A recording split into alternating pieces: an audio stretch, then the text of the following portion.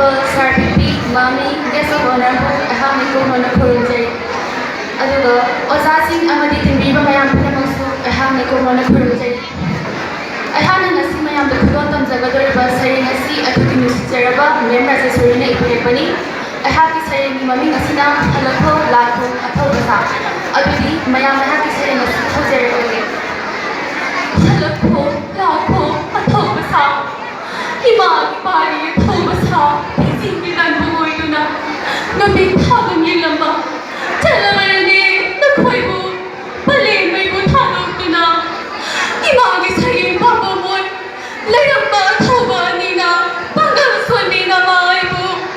Hadogduna jathabasu. Nakhoigi thawai na. Abo hanapog lakho. Sanalebak sina. Ngakho. Namalebak su. Palakho. Yung nating KANGLEIPAK. Manipur sanalebak sina. Lusing lakho. Naroy na nausing. Halakho. Lakho. Puri sanalebak sina. Naputanga naroy na. Pamawang natanggantula. Imana na ko'y bumugyangi. Nasiso imana ligti. Nako'y MAITEILOL na. Halakho. Athobasa. Halakho. Here thoba. Madam sir, Lucinda.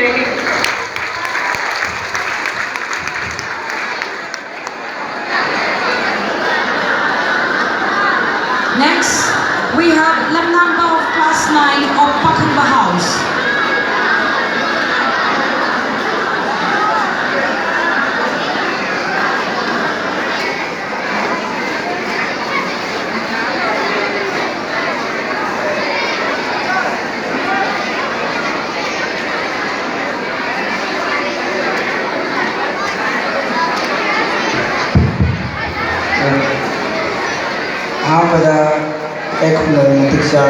Principal, mommy, amadi, judges,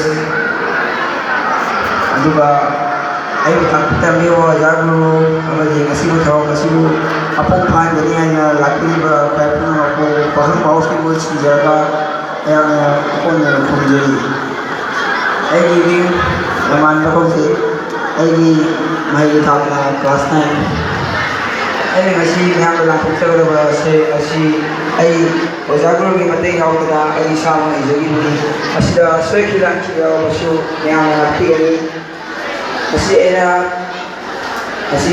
yang mari ya langsung sekolah bahasa asi ni mami mixing nabe leje lagi saya hadi Manipur sanalebak hai khadari nungsi ko Manipur chauthok sedingai ni Manipur sida ko piramba imalebak kannabgidaba thawai thakaba ngamba makhoi ba lengsing boina lakni ngasisu agasti tamtara hundo ngasisu singni nyamna lai katuna makhoi matau tamdana thauna legen puthokna le ngasisu imalebak kidaba tan dai se kana buang thakse. Well, then we have Dishan Kuman. Dishan Kuman, Class 8, Cambridge House.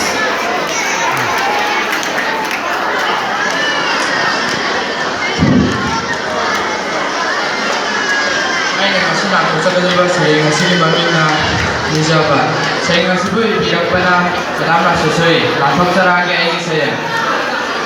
MAITEILOL maging mapari, huna pa ba athoba, mamani ba athoiba, nahogan ng chili na athoibo, agal tarahon din ang lakoy sida, imana mi kapon kini, mitong na tila tawini, wala sa nalilaw ni, halo ba lang ni Paise, imalay pa po ganda na ba, yag na mayroong yan kiba, imalay pa po nigsabay, hunang naman sinubay, badiyoy na fado na, mapaltak di po ng zawda, kami na kung na chinggo na, yay bitaway low kiba, tigen na ako na. HAOTAL. Naragdag na Surya of Class 9, Cambridge House. Surya of Class 9.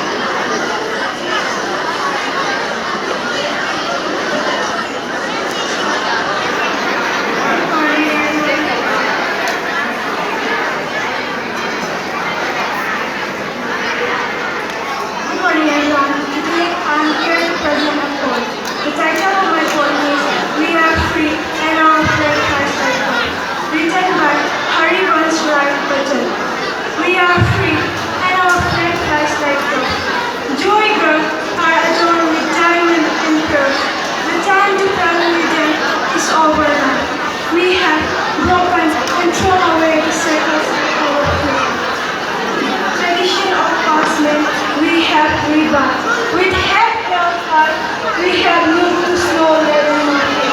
We are free and our flag flies like clouds.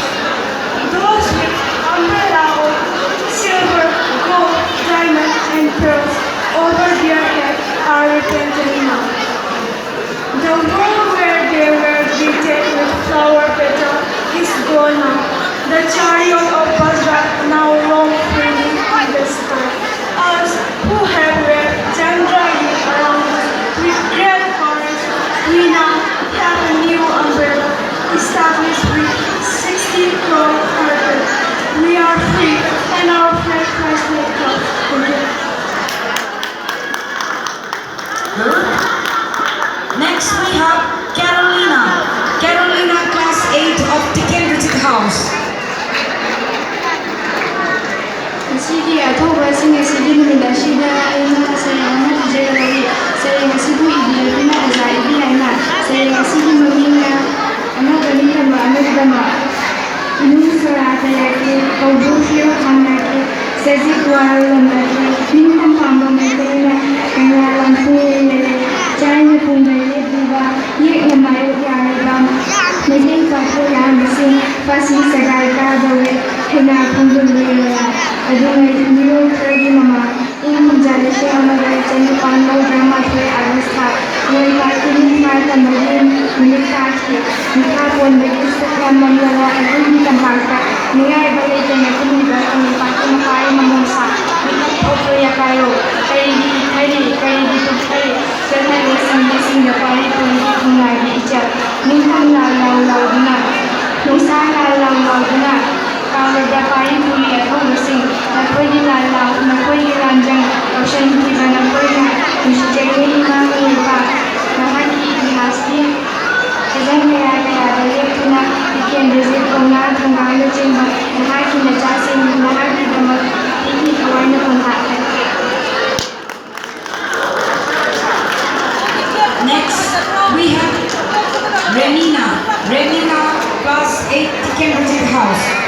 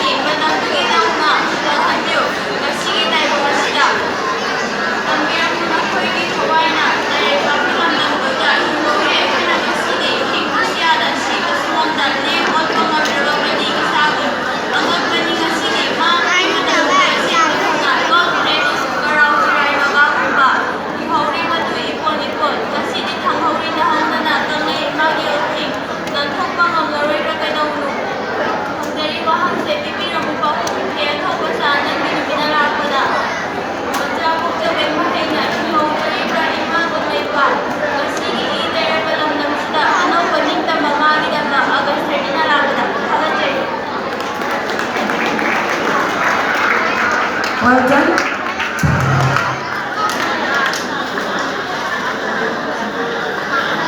Marathana achin bakara lebugi sergi achin mayam lebugina asise event mayam lebugina.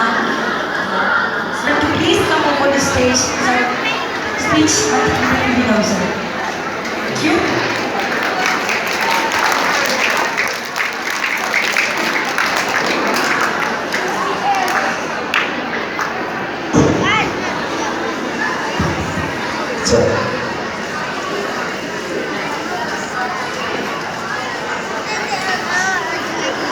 Nasi yai paraba nome pumpham sida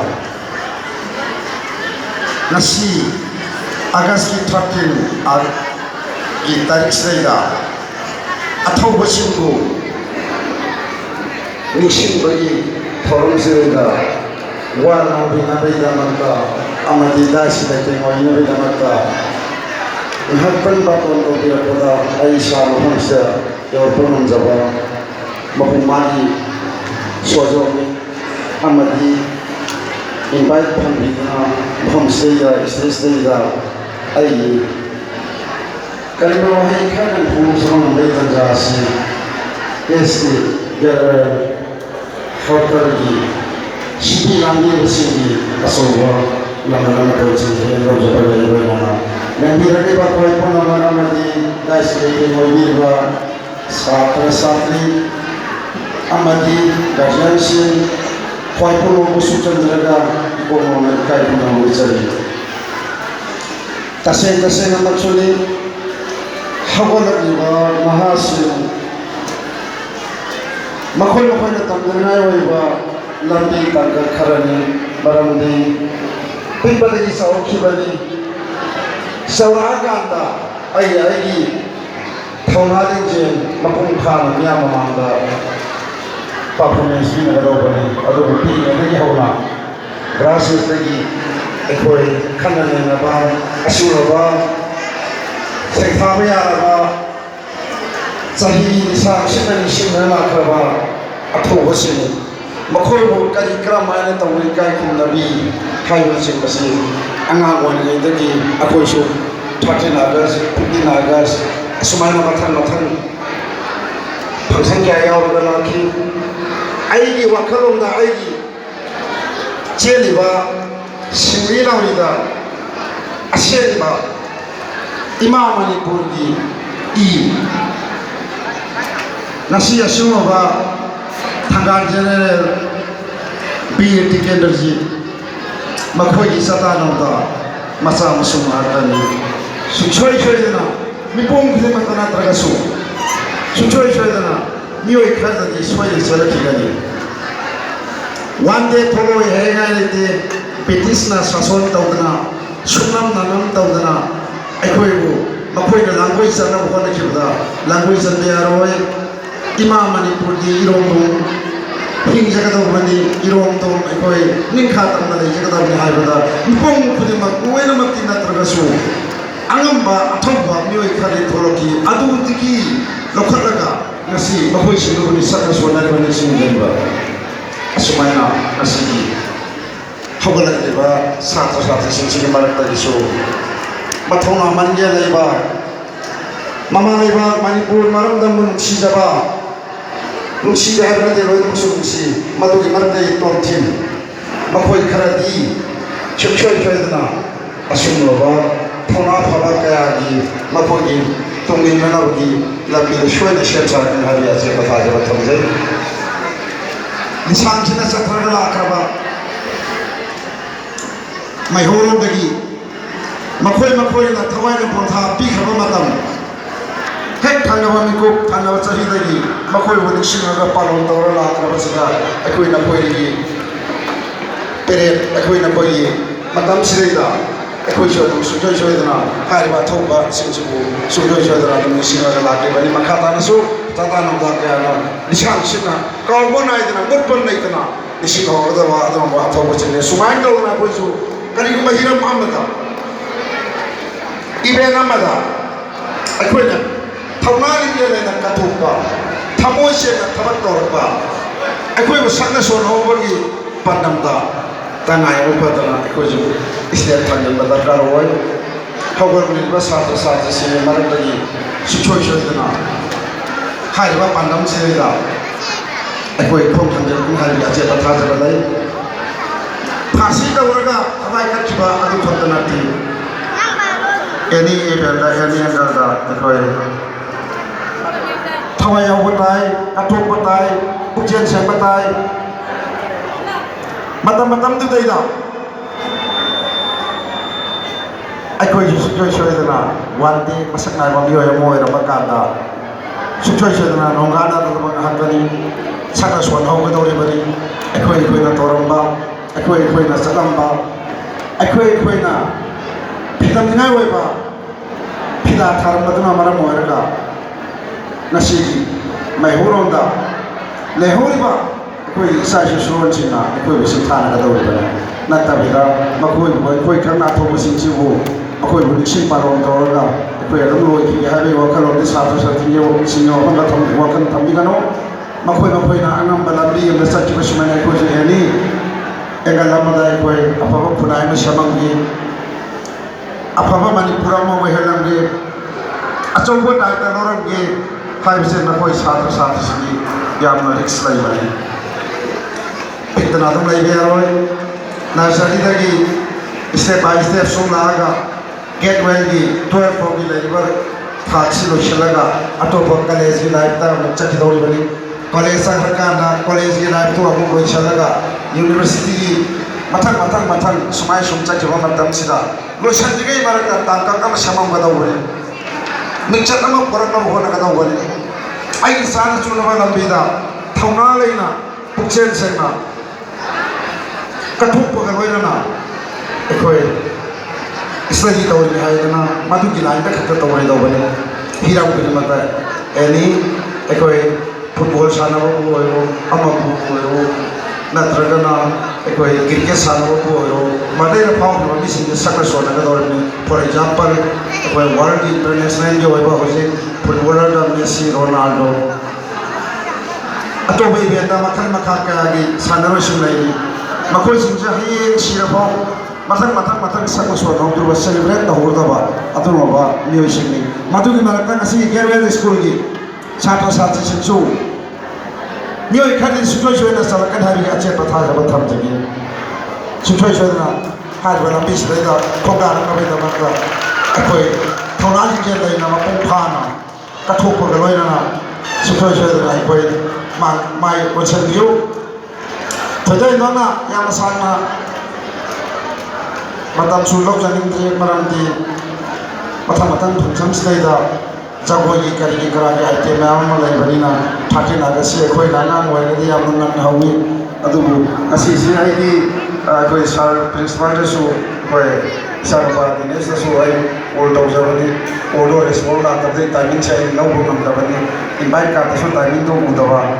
아데다 이 나이르가 레 점쇼이 올도버니 하이버니 아다 그당 데 거의 나 푸는 나피가니 마카타라 나시기 예수가 세레레 나시기 예수가 통나 파라바 신치부 이카이 콘나마 닝싱바 토럼치 게르 사토 사티 부dum나 뚱고이나 리상싱나 판토봉 베이 토나 판는 필라비셔노 시비 랑비리바 게르 스쿨기 프린시팔 마미 아마디 비피 스타프신 ꯄꯨꯂꯞ ꯃꯌꯥꯝ ꯁꯤꯅꯁꯨ ꯏꯁꯥꯡꯁꯤꯅ ꯃꯈꯥ ꯇꯥꯅ ꯑꯩꯈꯣꯏ ꯍꯥꯏꯔꯤꯕ ꯐꯪꯁꯟꯁꯤ ꯃꯇꯝꯒꯤ ꯄꯥꯡꯊꯣꯛꯄ ꯉꯝꯕ ꯑꯣꯏꯁꯅꯨ ꯍꯥꯏꯕ ꯊꯧꯅꯥꯁꯤ ꯑꯩꯒꯤ ꯁꯥꯏꯠꯇꯒꯤ ꯍꯥꯞꯆꯕꯒ ꯂꯣꯏꯅꯅ ꯄꯨꯝꯅꯃꯛꯇꯒꯤ ꯇꯦꯟꯁꯤꯟꯖꯔꯒ ꯊꯝꯈꯤꯕ